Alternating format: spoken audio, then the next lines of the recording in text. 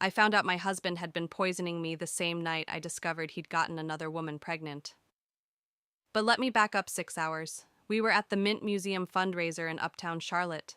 Black tie, open bar, the kind of event where everyone smiles and no one means it. Ethan and I had just closed a $500,000 contract with a hotel group. People were congratulating us, calling us the power couple. I was reaching for a champagne flute when I heard him say it. Honestly, Mark, a man needs a legacy, not just a business. I froze. Mark Pemberton, one of our biggest investors, glanced at me, then away, fast. Ethan kept talking, louder now. You can build empires, but if you don't have children, what's the point? What are you really leaving behind? My throat tightened. He knew I was standing right there. He knew every failed treatment, every negative test, every humiliation. And he was using it as small talk. I set the glass down before my hand could shake, smiled, excused myself, walked through the marble lobby, past the valet, into the parking garage. I sat in my car and tried to breathe. That's when his iPad, still synced to his messages, lit up on the passenger seat. A text from someone named A. Baby's kicking again. Can't wait for you to feel it. Below it, a photo. A woman's hand on a rounded belly. Mountains in the background. Asheville. I clicked the thread, scrolled back. Months of messages, dinner reservations, ultrasound appointments, jokes about finally starting a real family. My husband wasn't just cruel. He had been planning my replacement for 6 months. I sat there staring at that photo for what felt like hours. It was probably 3 minutes. The parking garage was empty. Concrete pillars, fluorescent lights humming overhead. Somewhere above me, the fundraiser was still going. Laughter, music, the clinking of glasses. Down here, my entire marriage was unraveling in a text thread. I scrolled further back. February, March, April. He'd met her at some mountain retreat in Asheville, a business conference he said he had to attend alone. They'd been seeing each other ever since. But it wasn't the affair that made my hands shake, it was the dates. Every ultrasound appointment, every milestone. He'd been there for all of it. 12-week scan, gender reveal, baby shower planning. He'd given this stranger everything I'd begged him for. 3 years. That's how long we'd been trying. 3 years of fertility clinics and ovulation trackers and medications that made me nauseous and hopeful and devastated all at once. He'd sat beside me through every appointment, held my hand during the procedures, told me we'd keep trying, that it would happen. And the whole time, he was building a family with someone else.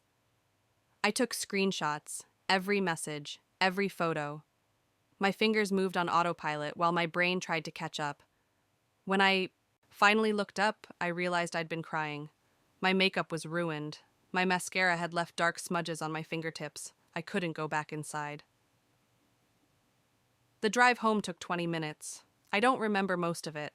Streetlights blurred past. I kept replaying his words at the fundraiser. A man needs a legacy. Like I was some failed investment, a business venture that hadn't turned a profit. Our house sat at the end of a quiet cul-de-sac in Dilworth, craftsman style, blue shutters. The kind of place that looked perfect from the outside. We'd renovated it ourselves 3 years ago when the company first took off. Back when I still believed we were partners. His car was already in the driveway. I parked, sat there with the engine off. My reflection stared back at me in the rearview mirror. I looked hollow, like someone had scooped out everything vital and left just the shell. I could hear my mother's voice in my head. Marriage is work, Willow. You don't just walk away when things get hard. But this wasn't hard. This was betrayal. I grabbed my purse, walked to the front door. My keys jingled as I unlocked it. Normal sounds, ordinary motions, like the world hadn't just shifted underneath me. Ethan was in the living room, tie loosened, jacket draped over the armchair. He had a glass of scotch in one hand and his phone in the other. He barely looked up when I walked in.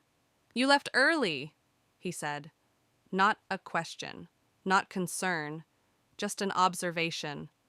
I set my purse down on the entry table, carefully, like if I moved too fast, I'd shatter. I wasn't feeling well. He nodded, took a sip of his drink. Pemberton was asking about you.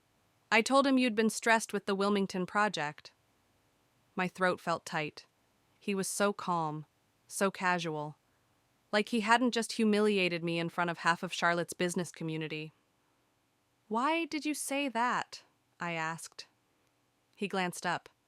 Say what? At the fundraiser, about needing a legacy. For a moment, something flickered across his face. Annoyance, maybe, or guilt. Then it was gone. I was making conversation, Willow. Don't be so sensitive. Sensitive. That word again. The same word he'd been using for months every time I tried to talk about how distant he'd become. How cold. You knew what you were doing, I said quietly. He sighed, set down his glass. Look, I don't want to fight tonight. It's been a long day. He stood, walked past me toward the stairs, paused at the bottom step. Are you coming to bed? I looked at him, really looked at him. This man I'd built a life with. We'd met 7 years ago at a design expo in Raleigh.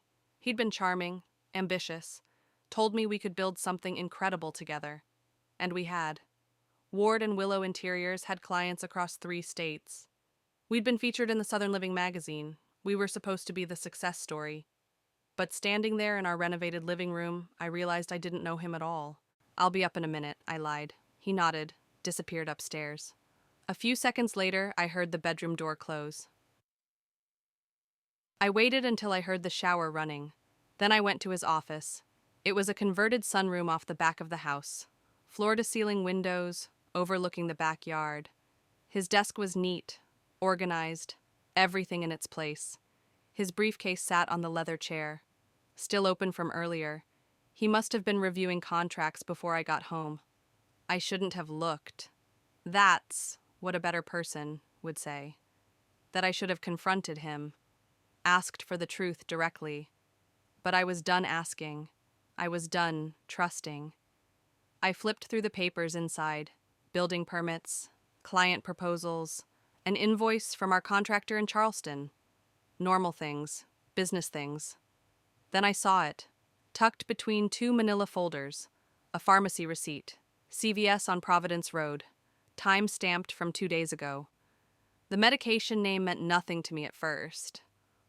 Bromazine. 30-day supply. Refill authorization.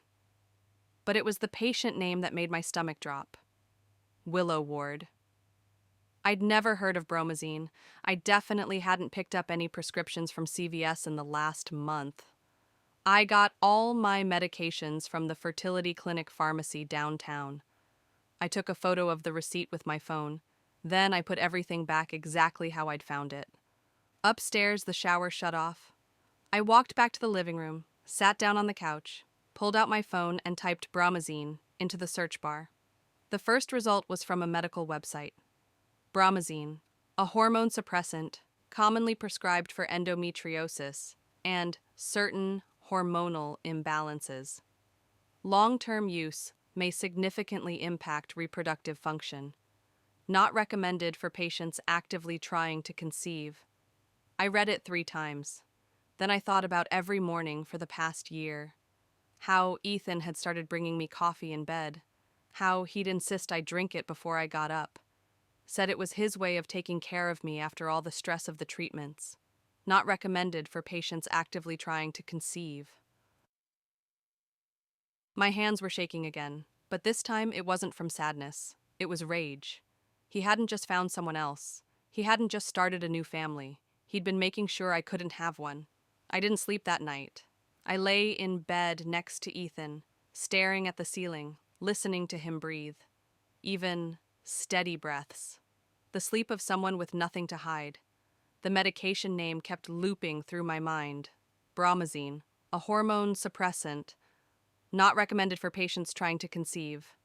But I didn't want to spiral. Not yet. I needed to understand the full picture first. At 6 a.m., Ethan's alarm went off. He stirred, reached over to silence it, Kissed my forehead like he did every morning. Morning, he murmured. I kept my eyes closed, pretended to be asleep. He got up. I heard him moving. Through his routine, shower, shave, the closet door sliding open. 10 minutes later, he was dressed in his usual work uniform, pressed shirt, dark slacks, leather belt. He leaned down, kissed my forehead again. I'll pick up coffee on the way in. You want your usual? My stomach turned. Your usual. The coffee he'd been bringing me every single morning. I'm okay, I said, voice hoarse. I'll make some here. He paused, just for a second, then nodded. Suit yourself. The front door closed a few minutes later. His car pulled out of the driveway. I waited 5 minutes. Then I got up. His iPad was still on the kitchen counter. He'd left it behind. Probably didn't think he needed to worry. I unlocked it. The passcode hadn't changed. Our anniversary. How sentimental. The message thread with A was still there. I scrolled back to the beginning. February 14th, Valentine's Day. Can't stop thinking about last night. My chest tightened. Last night. February 13th. The night he told me he had to fly to Asheville for an emergency client meeting. Said he'd be back the next evening. He'd missed Valentine's Day.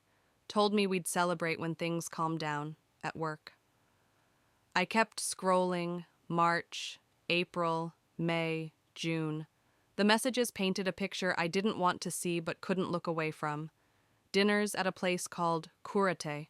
Weekend hikes along the Blue Ridge Parkway. A photo of them holding hands at the Biltmore estate. She was blonde, pretty, younger than me by maybe 5 years. In every photo, she was smiling, glowing, pregnant.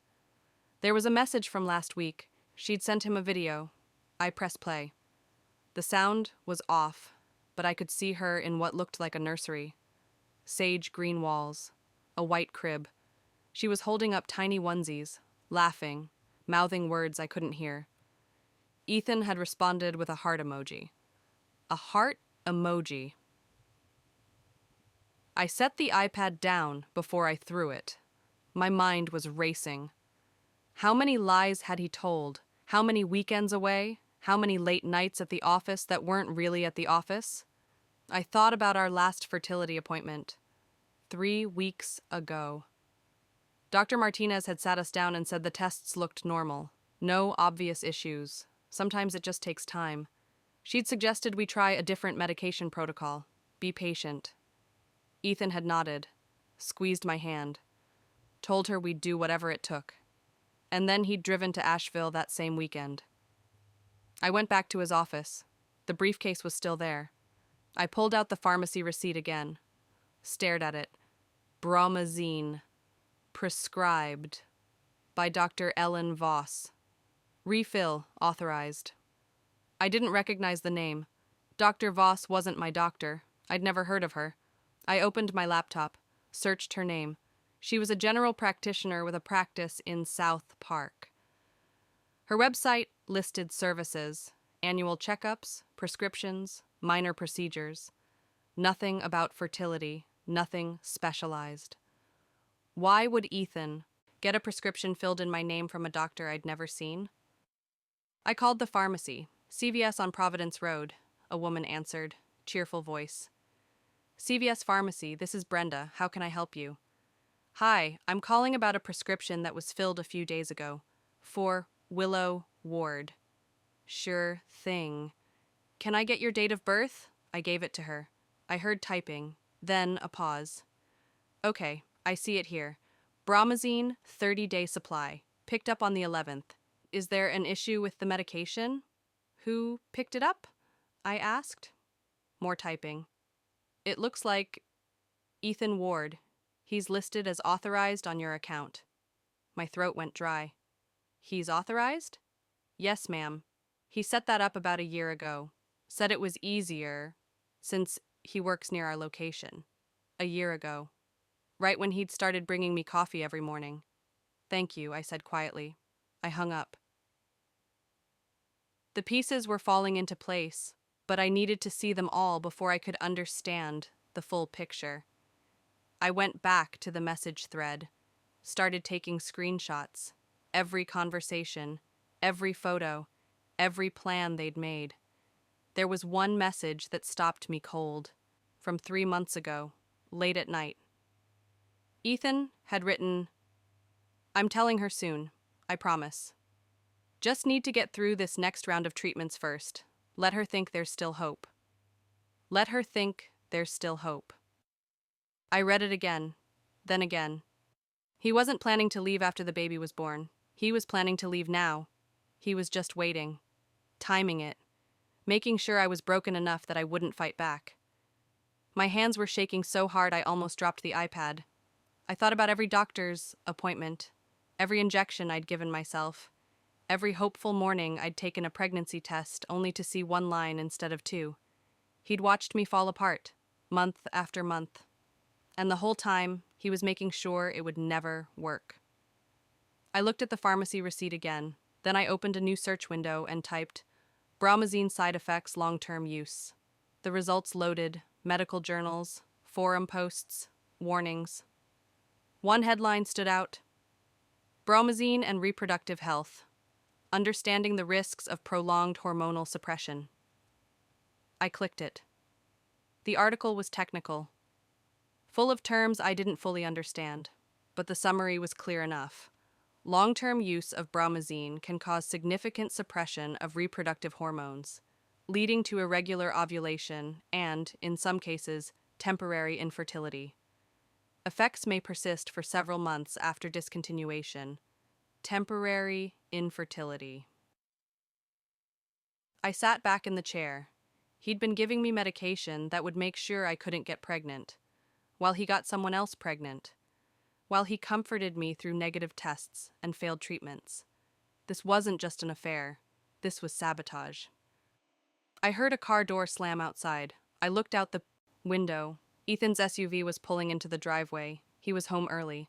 I closed the laptop, shoved the receipt back into his briefcase, grabbed the iPad and set it back on the counter exactly where he'd left it. My heart was pounding. The front door opened. "Willow!" he called out. I took a breath, steadied myself. "In here," I said. He walked into the kitchen carrying 2 coffee cups. Starbucks. He set one down in front of me. "Thought you might want one after all," he said. Smiled. I looked at the cup. Venti, almond milk, extra shot, my usual. "Thanks," I managed. He kissed the top of my head. "I've got some calls to make. I'll be in the office." He walked away. I stared at the coffee cup, wondered if there was bromazine in it, wondered how long he'd been doing this, wondered how I'd ever trusted him at all. I picked up the cup, walked to the sink, poured it down the drain. Then I pulled out my phone. I didn't know what I was going to do yet. But I knew one thing for certain. I wasn't drinking his coffee ever again. The coffee cup sat in the sink, brown liquid slowly swirling down the drain.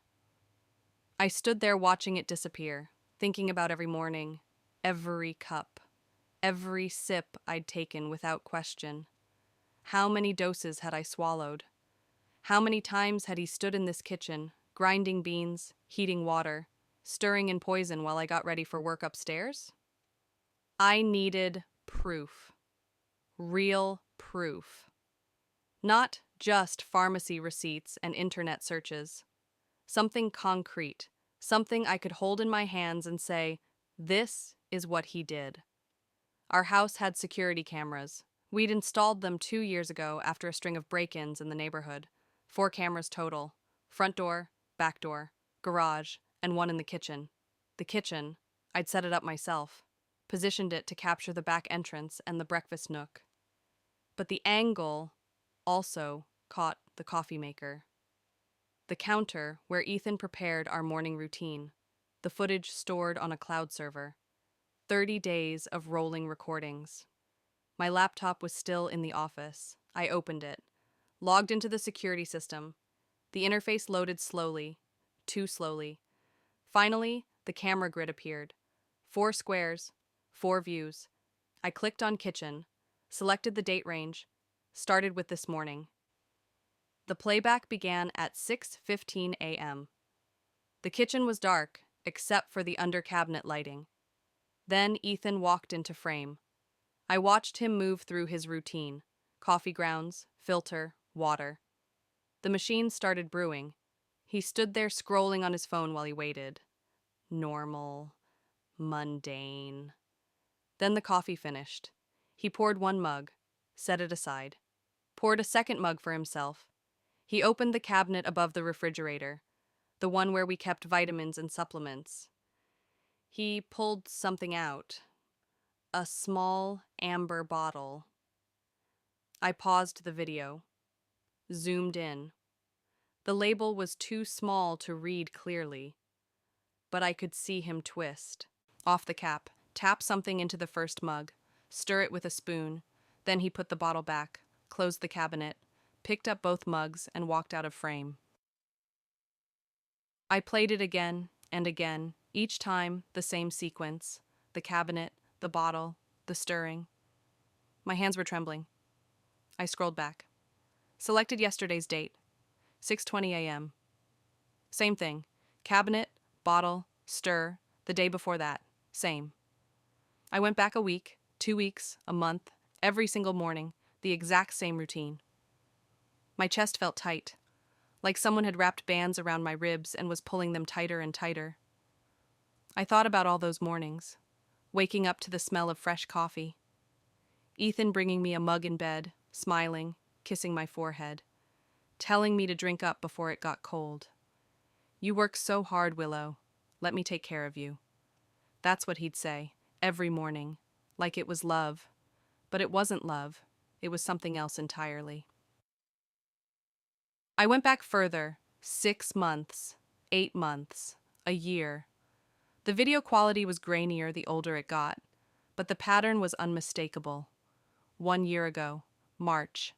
That was when it started. Before March, he'd pour 2 identical mugs. We'd drink them together at the kitchen table before work. But in March, something changed. That's when he started opening the cabinet, adding something to mine. I remembered March. That was when Dr. Martinez had put me on a new fertility protocol, when we decided to really commit to trying, when Ethan had started being more attentive, more supportive, more careful. I downloaded the footage, all of it, 30 days worth, saved it to an external drive. Then I went back to his office, opened his briefcase again, found the pharmacy receipt, Dr. Ellen Voss, the prescribing physician. I called her office. "Voss Family Practice, this is Jennifer." "Hi, I need to speak with Dr. Voss about a prescription." "Are you a current patient?" "No, but she prescribed medication in my name. I never authorized it." A pause. "I'm sorry, can you hold, please?" Music played for 2 minutes. Then a different voice came on. Older, professional. "This is Dr. Voss. How can I help you?" "My name is Willow Ward. You prescribed bromazine in my name. I never saw you. I never requested that medication." Another pause. Longer this time. "Mrs. Ward, I'm not able to discuss patient information over the phone without proper verification." "I'm not your patient. That's the point. If you believe there's been an error with a prescription, I'd suggest you contact the pharmacy directly or file a complaint with—" "My husband forged my prescription," I said, voice harder now. "Did he come to your office? Did he pretend to be calling on my behalf?" Silence. Then, "I'm going to need you to come in person with proper identification if you want to discuss this further. I can't have this conversation over the phone." Hung up. I sat there staring at the phone. She hadn't denied it. She'd just refused to confirm it, which meant Ethan had found a way. Maybe he'd forged my signature. Maybe he'd paid her off. Maybe she was incompetent and hadn't checked properly. It didn't matter. The result was the same. For 1 year, I'd been taking medication I didn't know about. Medication that destroyed my ability to conceive. While sitting through fertility appointments. While crying over negative tests. While blaming my own body for failing. I went back to the kitchen, Opened the cabinet above the refrigerator.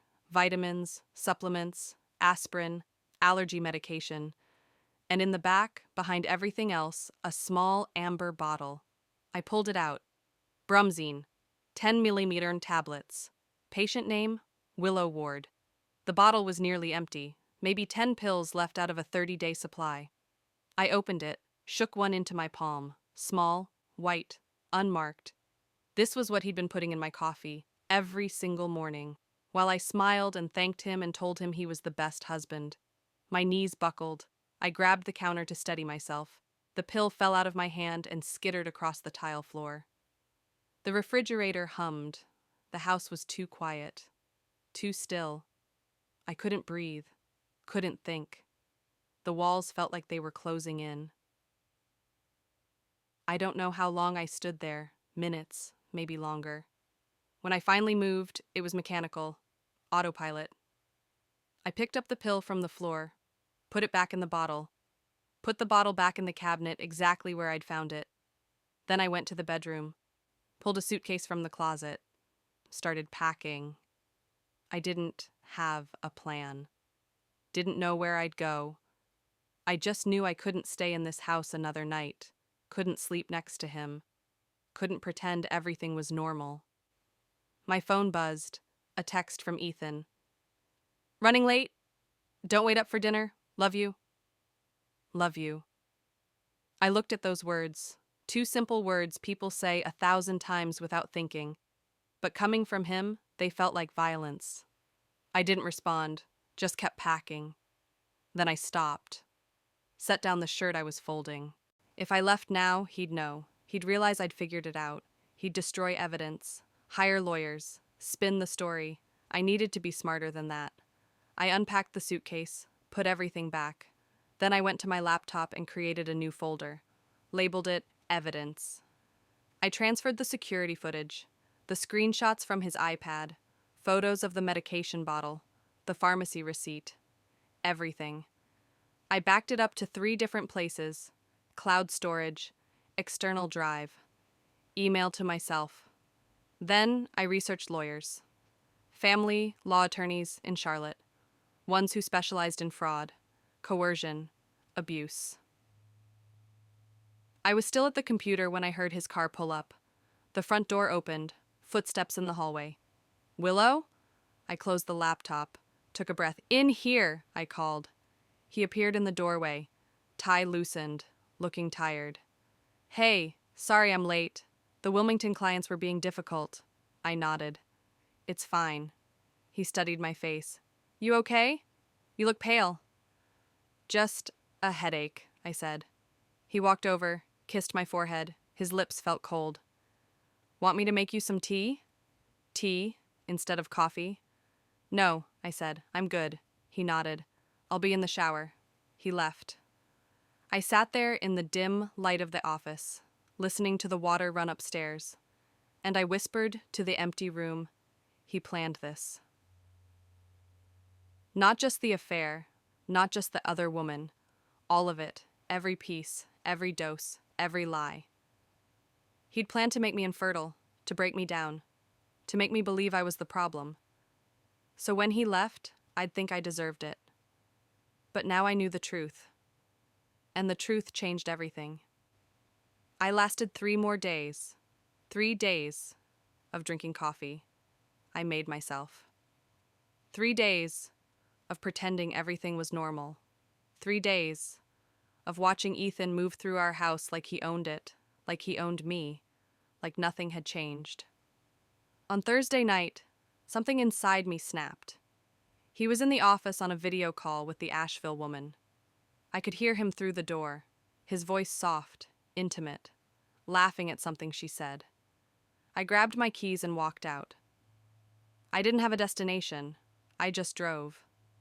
South Boulevard was bright with neon signs and traffic, fast food places, strip malls, car dealerships.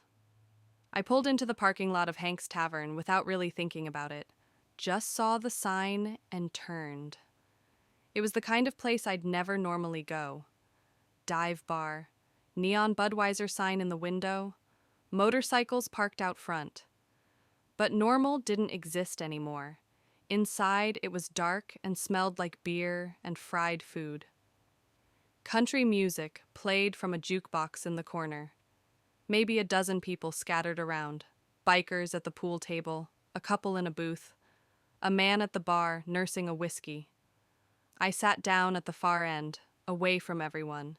The bartender walked over, older guy, tattoos on both forearms. "What can I get you?" "Vodka tonic." He nodded, didn't ask. Questions. The first drink went down easy, so did the second. By the third, the edges of everything had softened. The anger, the betrayal, the crushing weight of knowing my husband had been poisoning me. I pulled out my phone, looked at the screenshots again, the messages, the ultrasound, photos, the plans for a nursery. My vision blurred. I wasn't sure if it was the vodka or the tears. Rough night? I looked up. The man from the bar had moved closer, not intruding, just nearby. He was maybe 35. Flannel shirt, dark hair, tired eyes. "Something like that," I said. He nodded, took a sip of his whiskey. "I'm Cole. Willow." "You from around here, Willow?" "Yeah. You?" "Nashville. Just passing through. Got a job installing sound systems for a venue downtown." I took another drink. "Lucky you, getting to leave." He studied me for a moment. "You want to talk about it, or you want me to leave you alone?" I should have said leave me alone. Should have finished my drink and gone home. Should have been smarter. But I was tired of being smart. Tired of holding everything together. "My husband's been drugging me," I said. Voice flat, matter of fact. Cole's eyebrows went up. "What?" "Fertility suppressant. In my coffee, every morning for a year, while we were trying to have a baby." I laughed. It sounded broken. "He got another woman pregnant instead." Cole set down his glass. "Jesus." "Yeah." We sat in silence for a minute. The jukebox switched songs. Something by Chris Stapleton. "You confront him?" Cole asked. "Not yet. I'm gathering evidence first. Lawyer, police, the whole thing." "Good." He signaled the bartender. "Two more." The drinks came. We both took long sips. "You know the worst part?" I said, voice shaking now. I blamed myself. Every negative test, every failed treatment. I thought my body was broken, that I was defective somehow. "You're not defective." He made me feel replaceable, like I was just inventory that didn't perform. Cole turned to face me. "Listen to me. I don't know you, don't know your whole story. But what he did, that's not on you. That's on him. And he's a piece of shit." Maybe it was the way he said it. Simple. Direct. No pity. Just anger on my behalf. Or maybe it was the vodka. Or maybe I just needed someone to see me as something other than a failure. But when he offered to buy me another drink, I said yes. And when he asked if I wanted to get out of there, I said yes to that too. We ended up at a motel off Independence Boulevard, the kind with hourly rates and a flickering vacancy sign. I knew what I was doing, knew it was wrong, knew I'd regret it. But in that moment, I didn't care. Cole was kind, patient, asked if I was sure. I told him I was. It wasn't romantic. It wasn't passionate. It was just two broken people trying to forget for a little while. Afterwards, we lay there in the dark. The neon sign from across the street cast red light through the thin curtains. "You okay?" he asked quietly. "I don't know," I said, and it was the most honest thing I'd said in weeks. He didn't push, just pulled the blanket up over us. I closed my eyes, felt the room spin slightly, told myself I'd deal with the consequences in the morning. When I woke up, the sun was too bright. Harsh light cutting through the gap in the curtains. My head throbbed. My mouth tasted like regret. Cole was gone. There was a note on the nightstand written on motel stationery. "Didn't want to wake you. Hope things get better." C. My phone was on the floor. 15 missed calls, 8 voicemails, dozens of texts, all from Ethan. Where are you? Willow, answer your phone. I'm worried. Call me. If you don't respond in the next hour, I'm calling the police. The last one was time-stamped 20 minutes ago. I sat up too fast. The room tilted. I grabbed the edge of the bed and waited for it to steady. What had I done? I'd been so careful, so methodical, gathering evidence, building a case, staying in control, and then I'd thrown it all away. For what?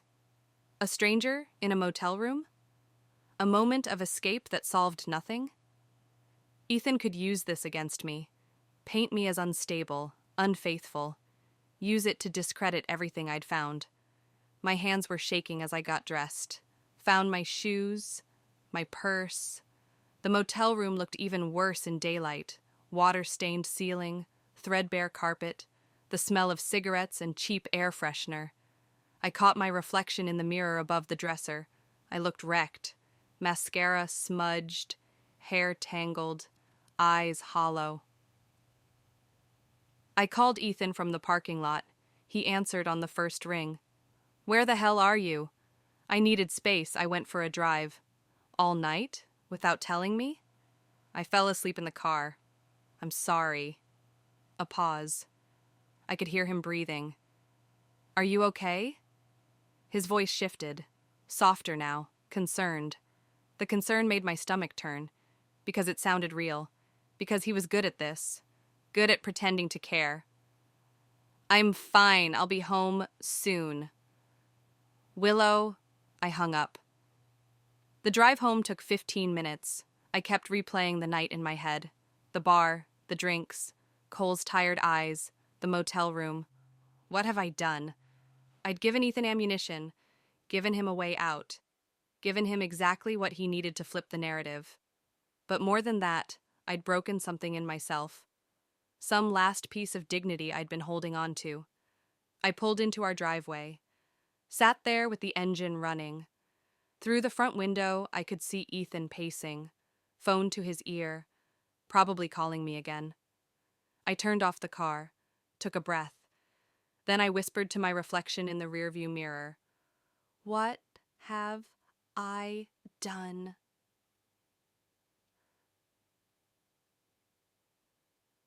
But even as I said it, something else stirred beneath the regret. A strange kind of defiance, because Ethan had been destroying me slowly for a year, methodically, deliberately. And last night I destroyed something too. Maybe it was my marriage. Maybe it was my own sense of who I was. But at least it had been my choice. At least I'd done it to myself. Not him. I threw up for the first time on Monday morning, bent over the toilet in our master bathroom, hands gripping the cool porcelain, while my stomach emptied itself. Stress, I thought. Just stress. Ethan knocked on the door. You okay in there? Fine, I managed. Something I ate. He left for work 20 minutes later. I stayed on the bathroom floor until the nausea passed. It happened again Tuesday, Wednesday, Thursday. By Friday, I couldn't keep anything down before noon. The smell of coffee made me gag. Even the thought of food turned my stomach. Ethan noticed. Of course he did.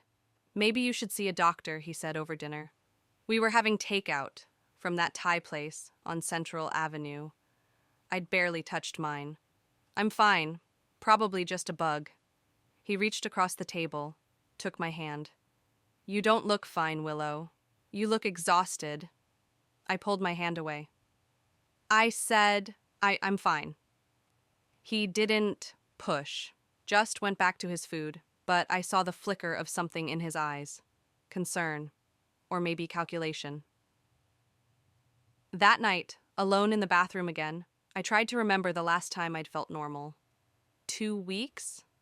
Maybe 3. Right around the time I'd spent that night at the motel. The thought hit me like cold water. No, that wasn't possible. We'd used protection. And besides, my body didn't work that way. 3 years of trying. 3 years of negative tests. Dr. Martinez had said my hormone levels were borderline. That conception might require intervention. this was just stress, anxiety manifesting physically.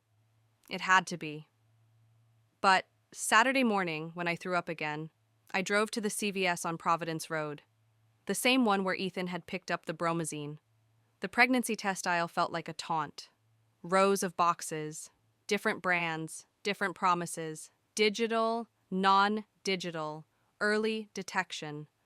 I grabbed the first one I saw, paid cash, didn't make eye contact with the cashier. Back home, Ethan was at the gym.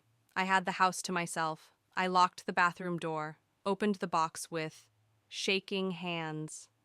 Read the instructions twice, even though I'd done this 100 times before. 3 minutes. That's how long it takes to change your life.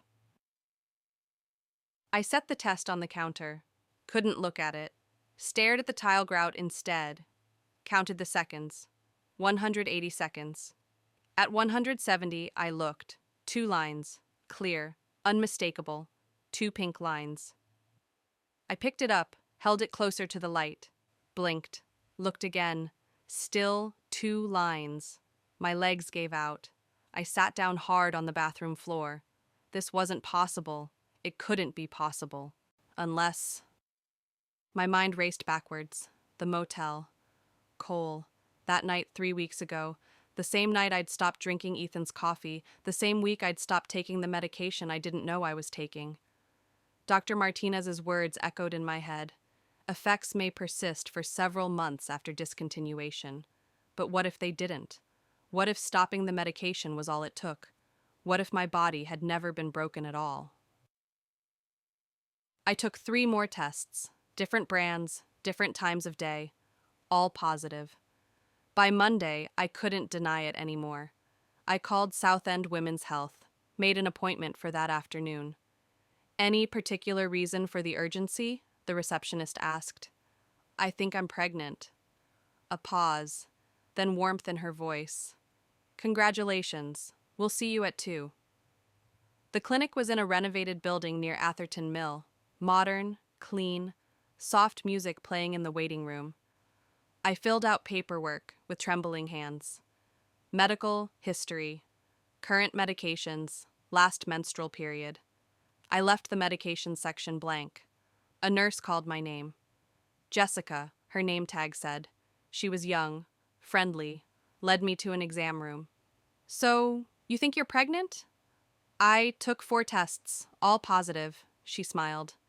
Well, let's confirm it. We'll do a blood draw and an ultrasound. The blood draw took 3 minutes. The results took 15. Jessica came back smiling. Congratulations! You're definitely pregnant. About 4 weeks along based on your HCG levels. 4 weeks. Right around the time I'd stopped taking the bromazine.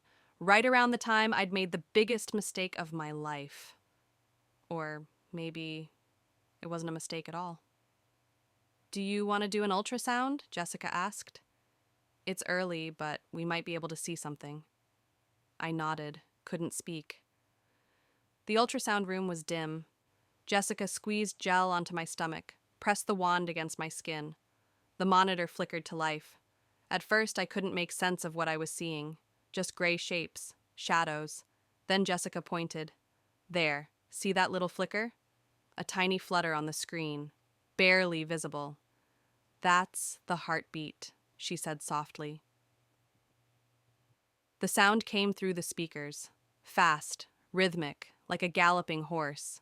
I stared at that small flicker, that impossible, miraculous flicker. Tears ran down my temples into my hair. I didn't wipe them away. Traffic was terrible today, Jessica said, adjusting the wand. Carowinds must be packed. Summer weekends are always chaos on 77. I barely heard her. I was watching the screen, watching that heartbeat. All those years, all those treatments, all those negative tests. And it had happened naturally, without intervention, without medication, the way it was supposed to happen. Do you want pictures? Jessica asked. Yes. She printed 3 images. Grainy, black and white. Photos of something smaller than a grain of rice. She handed them to me in a little folder. Congratulations, she said again. Schedule your next appointment on the way out. We'll want to see you in 3 weeks. I drove home in a daze, kept glancing at the folder on the passenger seat. I was pregnant. Against every odd, against every failed attempt, against everything Ethan had done to prevent it. I was pregnant. But the joy was complicated by another truth I couldn't ignore. This wasn't Ethan's baby. It was Cole's. A stranger I'd met in a bar during the worst night of my life. What would I tell Ethan? What would I tell anyone? The pregnancy timeline would give me away. 4 weeks ago, Ethan and I hadn't been intimate in months. He'd lost interest long before he met the woman in Asheville. He'd know immediately. And he'd use it against me. Twist it. Make me the villain. I sat in the driveway for a long time. Engine off. Hands on my stomach. This wasn't how it was supposed to happen. This wasn't the story I'd imagined. But it was real. That heartbeat was real. And maybe that was enough. I went inside, up to the bedroom, pulled the external drive from my nightstand drawer. The one with all the evidence. Security footage. Screenshots. Pharmacy receipts. Everything. I connected it to my laptop. Created a new document. Started typing. Timeline. Facts. Dates. Every piece of proof I had that Ethan had systematically destroyed my fertility while planning his exit strategy. It took 2 hours. When I finished, I had a 20-page document. Organized. Thorough. Damning. I saved it. Backed it up. Encrypted it. Then I pulled up Google. Searched. Family law attorneys, Charlotte, NC. Dozens of results. I scrolled through them, read reviews, looked for someone who specialized in what I needed. I found a firm downtown, Morrison and Associates. Their website listed expertise in marital fraud, coercive control, and medical abuse cases. Perfect. I picked up my phone, dialed the number before I could change my mind. It rang twice.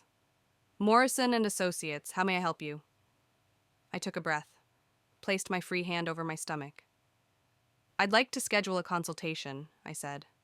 My husband has been drugging me for over a year, and I need to make sure he never does it to anyone else. There was a pause on the other end. Then, let me connect you with Ms. Morrison directly. The line clicked. Hold music. I looked at the ultrasound photos on my desk, that tiny flicker of life. Ethan had tried to take this from me, had spent a year making sure it could never happen, but it had happened anyway. And now I was going to take everything from him. Sarah Morrison had sharp eyes and a sharper handshake. We met in her office on Tryon Street. Glass walls, city views, the kind of place that charged by the minute. I handed her the external drive. Everything's on here. Security footage, screenshots, pharmacy records, dates, timestamps. She plugged it into her laptop, didn't say anything for 5 minutes while she scrolled through the files. Finally, she looked up. Mrs. Ward, this is one of the most comprehensive documentation packages I've seen. Did you compile this yourself? Yes. You understand what you have here? I nodded. My husband has been administering medication to me without my knowledge or consent for over a year. He obtained prescriptions in my name fraudulently. He did it deliberately to prevent pregnancy while conducting an affair with another woman. Sarah leaned back in her chair. This isn't just grounds for divorce. This is criminal. Medical battery, fraud, potentially coercive control under North Carolina law. I want him prosecuted. Are you sure? Criminal charges will make this public. Messy. I thought about the ultrasound photos in my purse, about the tiny heartbeat, about every morning I'd swallowed poison, thinking it was love. I'm sure. Sarah outlined the strategy: file police reports, restraining order, freeze marital assets, petition for emergency control of the business based on his fraudulent conduct. The company is jointly owned? She asked. Yes, Ward and Willow Interiors. We built it together. Who handles the financial accounts? Both of us, but he manages investor relations. She made a note. We'll need to move fast. Once he knows you're taking action, he'll try to liquidate assets, transfer funds, protect himself. When do we start? Now. I signed papers for 2 hours, affidavits, statements, authorization forms, my hand cramped by the end. Sarah walked me to the door. Go home, act normal, don't confront him. Don't tell him you've been to a lawyer. We'll file everything Monday morning. By noon, he'll be served. What happens then? Then we see what he's made of. The weekend was agony. Ethan acted like nothing was wrong. Made breakfast Saturday morning, suggested we go to the farmer's market in South End, held my hand while we walked through the stalls. Sunday, he wanted to work on designs for a new client in Charleston. Sat beside me at the dining table with fabric samples and paint chips. Asked my opinion like he valued it. I played along, smiled, nodded, pretended. But at night, alone in the bathroom, I looked at myself in the mirror and barely recognized the woman staring back. Monday morning, Ethan left for the office at 8. I waited 30 minutes, then I drove downtown. Sarah was already at the courthouse, filing papers, setting everything in motion. I went to the police station on East Trade Street. Asked for Detective Morris. Sarah had called ahead. He was older, gray hair, kind face. He led me to an interview room. Ms. Morrison sent over your documentation. I've reviewed it. This is serious, Mrs. Ward. I know. He pulled out a recorder. I need you to walk me through everything, from the beginning. I talked for an hour, told him about the fertility struggles, the coffee routine, the pharmacy receipt, the security footage, the medication bottle in the cabinet. He took notes, asked questions, stayed professional. When I finished, he turned off the recorder. We'll need to collect evidence, the medication bottle, the security system. We'll coordinate with your attorney on timing. When will you arrest him? Once we verify everything and get a warrant, probably later this week. I nodded, felt numb. Detective Morris walked me out. Mrs. Ward, what he did to you, that's not your fault. I want you to remember that. I was home by 2. Ethan texted around 4. Investor meeting running late. Don't wait for dinner. I heated up leftover soup. Sat at the kitchen table alone.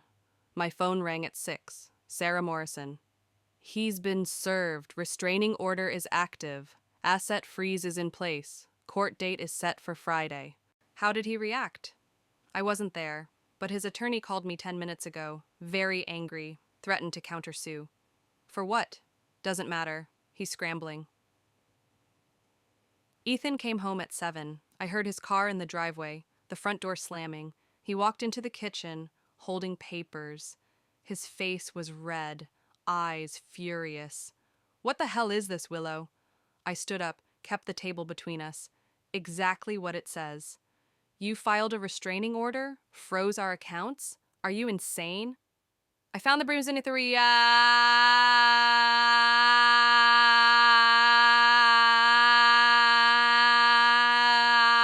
I know what you did. His expression changed. The anger shifted to something colder, more calculated. I don't know what you're talking about. I have video, security footage of you putting it in my coffee every morning. I have the pharmacy records. The prescription you forged in my name. He set the papers down. Slowly. You're making a mistake. No, you made the mistake. You thought I wouldn't notice. Thought I'd just blame myself forever. Willow, I'm pregnant. The words hung in the air. Ethan stared at me, processing, then his eyes narrowed. That's impossible. 4 weeks, confirmed by blood test and ultrasound. He did the math. I watched it happen on his face. 4 weeks ago. We hadn't been together in months. Who is he? His voice was quiet now, dangerous. Does it matter? You're accusing me of drugging you while you were out cheating? I laughed. bitter, sharp. You'd been poisoning me for a year, Ethan. A year. While planning your new family in Asheville. Don't you dare play victim. He moved toward me. I stepped back. You need to leave, I said. The restraining order is active. You're not allowed within 500 feet of me. This is my house. Not anymore. We stood there, staring at each other across the kitchen where he'd made my coffee every morning, where he'd smiled and kissed my forehead and slowly destroyed me. Then headlights swept across the front windows, a car door, footsteps on the porch, a knock. Ethan Ward? A voice called through the door. Charlotte Mecklenburg Police. His face went pale. I walked to the door, opened it. 2 officers stood on the porch, Detective Morris behind them. Ethan Ward, you're under arrest for medical battery, fraud, and coercive control. They read him his rights, put him in handcuffs, led him to the patrol car while neighbors watched from their windows. He looked back at me once, standing in the doorway of the house we'd renovated together. I didn't look away. I watched them drive him down the street, watched the tail lights disappear around the corner. Then I closed the door. And finally, I could breathe. The Charlotte Observer ran the story on Wednesday. Local business owner arrested on charges of medical battery and fraud. They didn't use my name, but they didn't have to. Everyone in Charlotte's business community knew who Ward and Willow were. Within hours, my phone was exploding. I turned it off.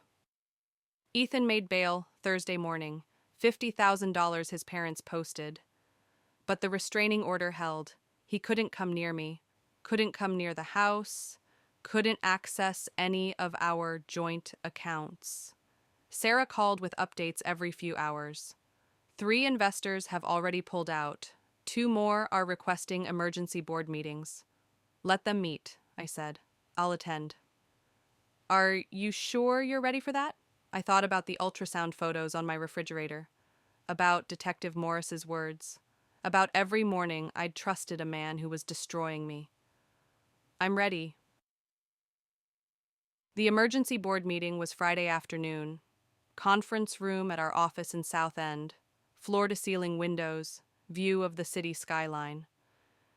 I arrived early, sat at the head of the table where Ethan usually sat. 5 investors showed up. Mark Pemberton, Lisa Chen, the Hartley brothers, Patricia Voss, no relation to the doctor. They looked uncomfortable, avoided eye contact. Mark cleared his throat. Willow, we need to discuss the company's future given the circumstances. You mean given that my husband was arrested for poisoning me? Silence. Lisa spoke up. We're concerned about brand reputation, client confidence. The publicity is manageable, I interrupted. I've already drafted a statement. Ward and Willow Interiors will continue operations under new leadership. Mine. Mark shifted in his seat.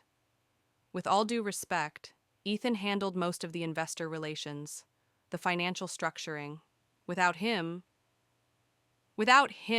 you'll have someone who actually shows up to work instead of maintaining a second family in Asheville. That landed. Patricia leaned forward. You knew about the affair? I knew about everything.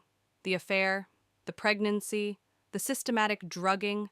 I documented all of it, which is why the court has frozen his access to company assets pending the criminal trial. The Hartley brothers exchanged glances. What are you proposing? The younger one asked. I pulled out folders, handed one to each investor. Inside were financials, projections, client retention rates, all organized, all accurate, all showing that I'd been doing the real work for years while Ethan took credit.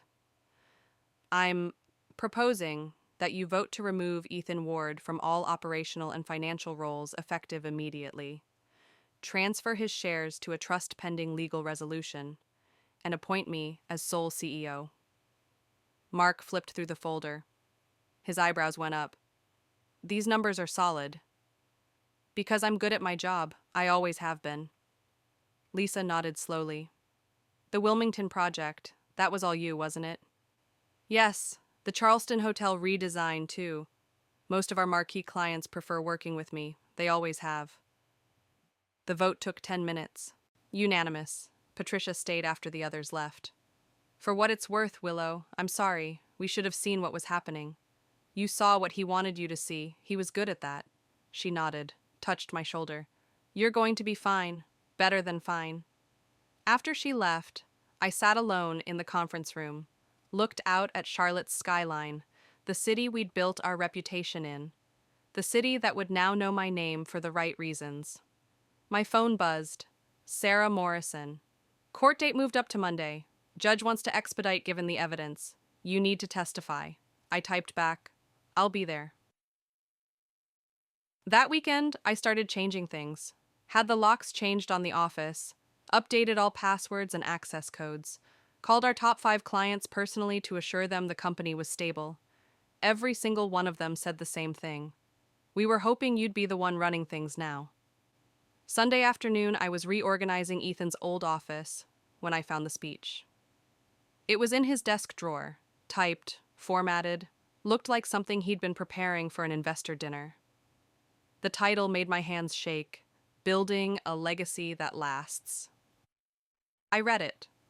Every self-important word, every reference to vision and family values, and leaving something behind for the next generation. He'd written it while drugging me, while planning to leave me, while building his real legacy with another woman. I took the speech to the break room, held it over the sink, lit a corner with my lighter, watched it burn. The smoke detector went off. I waved it away with a folder. Didn't care. When the last piece turned to ash, I rinsed the sink, wiped the counter clean. Then I whispered to the empty office, a man needs a legacy, but you built yours on lies. Monday morning, I wore a navy suit, pearl earrings, minimal makeup. I wanted to look strong, capable, unbreakable. The courtroom was smaller than I expected. Wood paneling, high ceilings, 20 people scattered across the gallery. Ethan sat at the defense table with his attorney. He didn't look at me when I walked in. The prosecutor, a woman named Amanda Rodriguez, smiled at me. You ready? Yes. They called me to the stand. I placed my hand on the Bible, swore to tell the truth, and I did. All of it. I told them about the coffee, the pharmacy records, the security footage, the year of systematic poisoning while I blamed my own body for failing. Amanda played clips from the videos. The courtroom watched Ethan open the cabinet, tap pills into my mug, stir carefully. Every morning, same routine. Some people in the gallery gasped.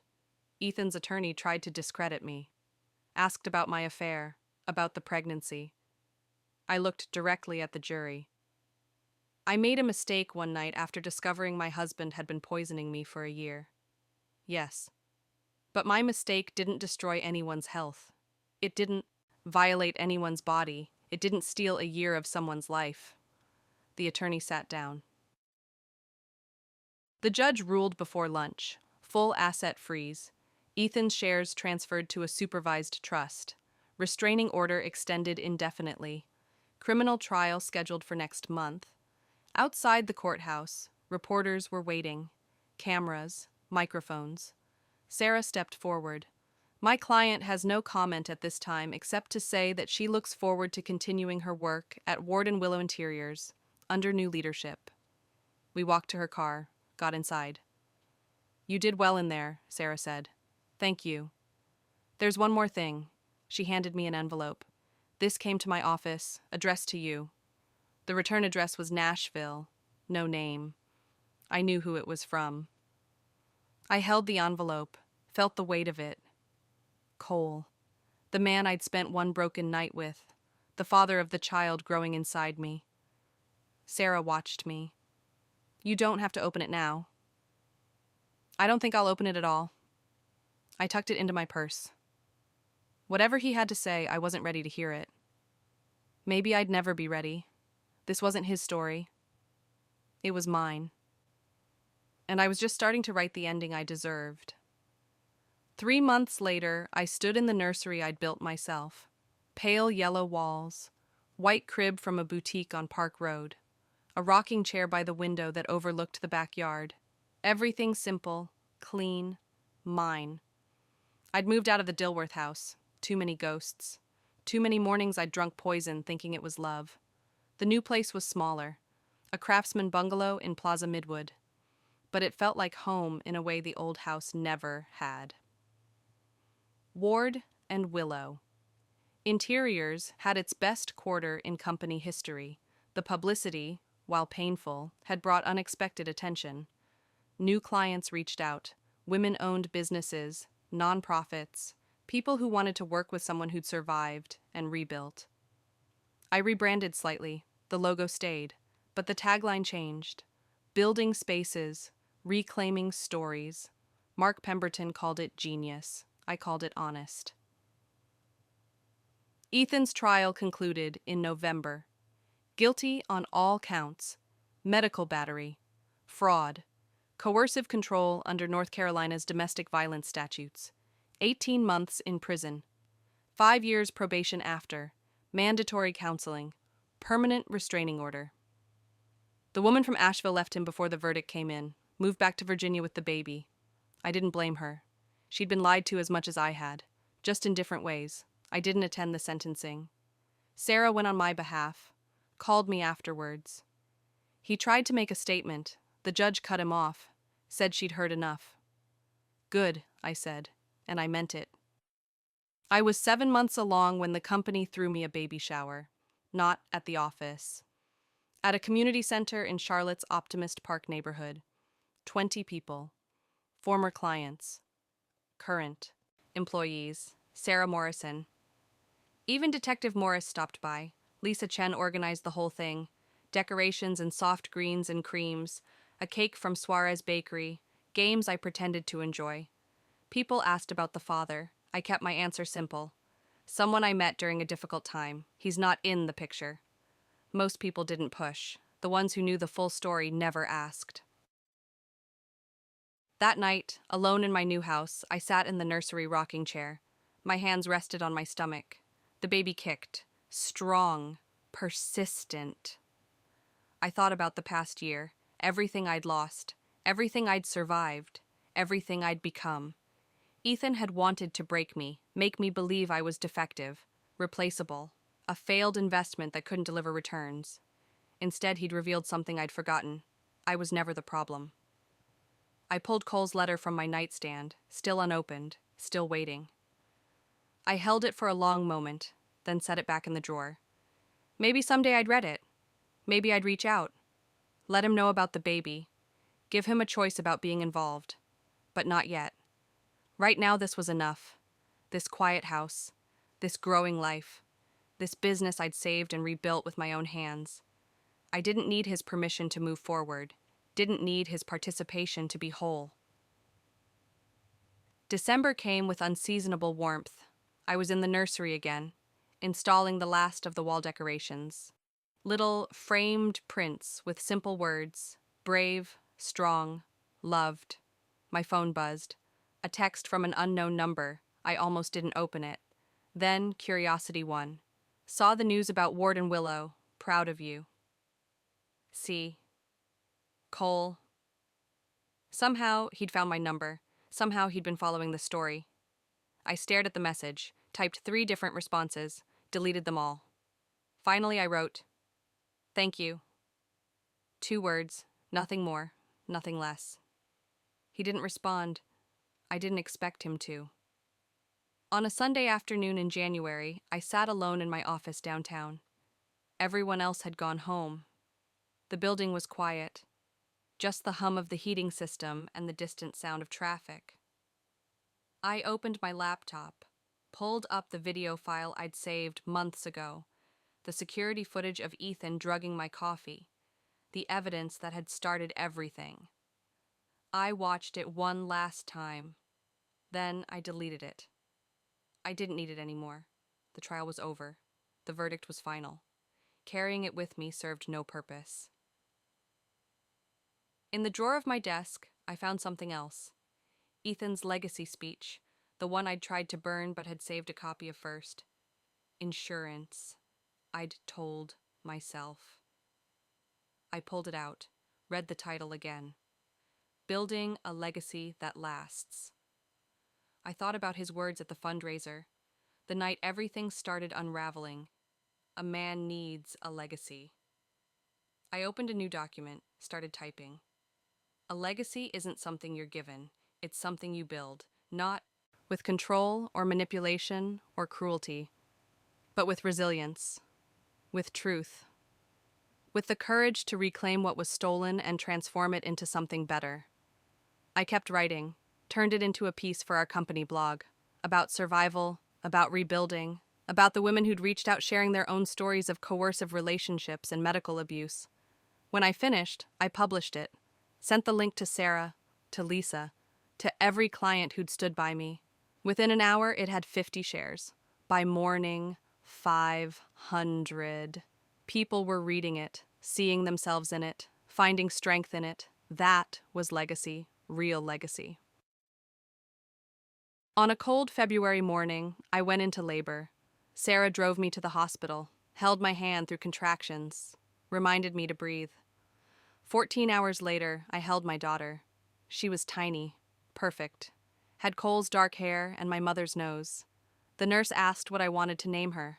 I looked down at her sleeping face, thought about everything she'd already survived, everything she represented. Grace, I said. Her name is Grace. The nurse smiled. Beautiful name. It means favor, gift, second chances. Sounds like she's already lucky. I kissed Grace's forehead. No, I'm the lucky one. Weeks later, someone asked me at a client meeting if I regretted any of it. The affair, the scandal, the public trial. I thought about it, really thought about it. Then I said, I regret trusting someone who was destroying me, but I don't regret fighting back. I don't regret surviving, and I don't regret the life that came from the ashes. They nodded, understood. Now, when people ask about Ward and Willow, they don't ask about Ethan.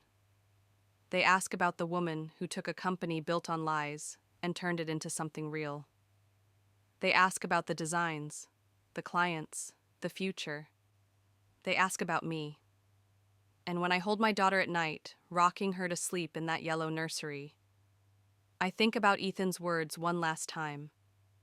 A man needs a legacy. Maybe he was right. Maybe everyone needs a legacy. But here's what he never understood. You don't build a legacy by destroying others. You build it by refusing to be destroyed. And as I placed Grace in her crib, watching her chest rise and fall with each breath, I whispered the truth he'd never accept. I built mine without you. If you believe no one deserves to be drugged, manipulated, or shamed for infertility by the person they trusted most, hit like to stand against that kind of cruelty. Subscribe if you'd rather see survivors reclaim their power than watch betrayers get away with it.